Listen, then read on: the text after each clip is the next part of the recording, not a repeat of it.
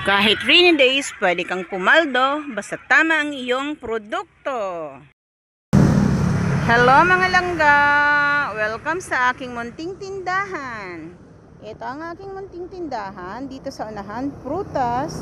At doon naman sa loob at sa kabilang side ay grocery items. At sa taas, meron pa yan, mala Christmas tree. Mga kung ano-ano pa para ikaw ay makabenta. Hindi ka pwedeng magtinda ng isang klase lang. Kailangan sari-sari para naman always may benta. Kasi hindi natin alam kung anong gustong bilhin ng tao sa araw-araw. Mga lalabs ko, tag-ulan na naman. Kaya alam ko, marami sa atin yung may mga ganitong business, nangangamba na baka ay matumal. Bibigyan ko kayo ng tips para kahit rainy days, tumal no more. Ito ang aking tips para kahit rainy days ay makakabenta pa rin tayo.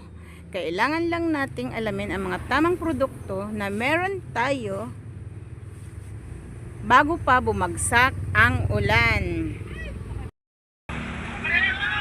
Kahit rainy days, pwede kang pumaldo basta tama ang iyong produkto.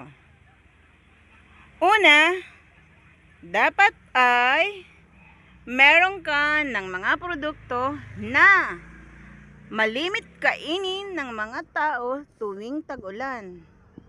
Siyempre, isa na dyan ang macaroni sopas. Kaya eto, ang dami kang macaroni kasi isa yan sa bestseller kapag tag-ulan. Ano ang pangsahog sa macaroni? Siyempre, meron tayong mga gatas. Ibap kalimitan ang gamit dyan. At samahan nyo na rin ang mga ricado katulad ng sibuyas, bawang, mga cubes at kung ano-ano pa. Sunod ay champurado, kaya naman dapat ay meron kang malagkit na bigas at syempre cocoa powder. Huwag na huwag mong kalimutan ang asukal. Huwag na huwag mong kalimutan ang asukal at ang gata. Pati na rin ang gatas, ibap at condense. Ang isa pa sa niluluto nila ay binignit. Kaya naman dapat ay meron kang glutinous flour or glutinous rice.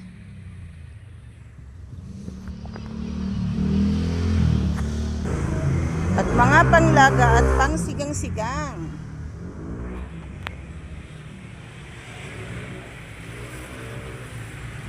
Yung iba naman na hindi nagluluto sa bahay kasi bawal dahil naka-bed space lang, eto ang kanilang ginagawa, instant noodles.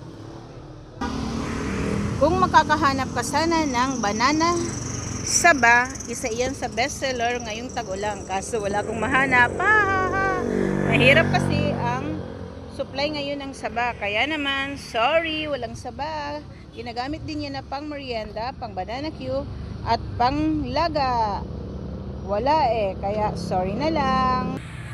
Mahilig din silang magluto ng dilata, katulad ng sardinas, kasi hinahaluan nila ito ng ayun, sutanghon at miswa para sa panggisa-gisa, para sa mga nagtitipid syempre.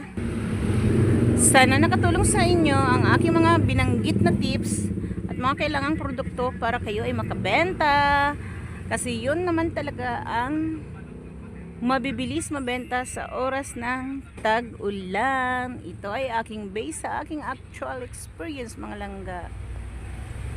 Salamat sa panonood at pakikinig sa aking video. Hanggang sa muli mga langga.